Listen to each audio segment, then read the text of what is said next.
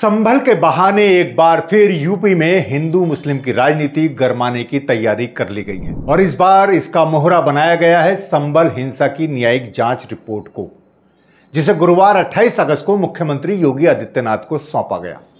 मजेदार बात यह है कि रिपोर्ट अभी गोपनीय है, लेकिन आप तमाम टीवी चैनलों और अखबारों के डिजिटल संस्करण में यह पूरी रिपोर्ट देख सकते हैं, जिसे हमेशा की तरह नाम दिया गया है सूत्रों के हवाले से। यह सूत्र बड़े कमाल के हैं। पूरी रिपोर्ट डिटेल में पेश कर रहे हैं कि कैसे संभल की डेमोग्राफी चेंज हो गई, हिंदू आबादी घट गई और मुसलमानों का कैसा आतंक है। आपको बता दें कि संभल की मस्जिद को लेकर 2024 में विवाद शुरू हुआ। हिंदुत्ववादी तत्वों ने इसके हरिहर मंदिर होने का दावा ठोका और अदालत ने आदेश पर आनन फानन में सर्वे का आदेश दिया और आनन फानन में ही सर्वे शुरू हो गया। उसी दौरान 24 नवंबर 2024 को मस्जिद के सर्वे के दौरान हिंसा हुई। उसकी तस्वीरें आपने देखी होंगी।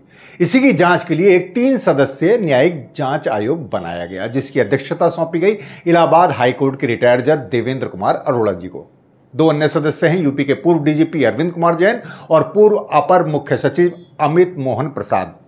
इन्हें 2 महीने में अपनी रिपोर्ट देनी थी, लेकिन रिपोर्ट आई अब 9 महीने बाद अगस्त में।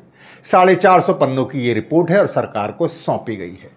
अब इसी रिपोर्ट के हवाले से कहा जा रहा है कि आजादी के समय सन 47 में संभल में हिंदू आबादी लगभग 45% थी, जो अब घटकर सिर्फ 15 या 20% रह गई। 24 नवंबर 2024 की हिंसा को भी पूर्व नियोजित बताया गया है और उसके तार आतंकी संगठनों और उनकी गतिविधियों से जोड़े गए हैं। सूत्रों के हवाले से ही कहा जा रहा है कि रिपोर्ट में सन 47 के बाद संभल में अब तक हुए दंगों का भी ब्यौरा है और उसकी तरह तरह से व्याख्याएं की जा रही हैं। मैं आपको बता दूं कि असल में आयोग का औपचारिक दायरा सिर्फ 24 नवंबर की हिंसा की जांच करना था, यानी यह देखना था कि उस दिन हिंसा क्यों हुई, कौन लोग शामिल थे और किसकी लापरवाही थी और आगे क्या सुधार होना चाहिए। यही बातें सामने आई थी। लेकिन ये दिलचस्प है कि आयोग ने तो संभल का पूरा इतिहास भूगोल बता दिया और ऐसा सूत्रों के हवाले से कहा जा रहा है। अब इन दोनों सवालों का जवाब सरकार को देना चाहिए कि अगर रिपोर्ट गोपनीय है तो वो लीक कैसे हुई, और दूसरी कि जब आयोग की जांच का दायरा सीमित था तो वो आज़ादी के समय तक कैसे पहुंच गया और किस तरह की व्याख्याएं हो रही हैं, क्या वो सही है। खैर, संभल एक बार फिर यूपी की राजनीति के केंद्र में आ गया है। उसे लेकर राजनीति गरमाएगी।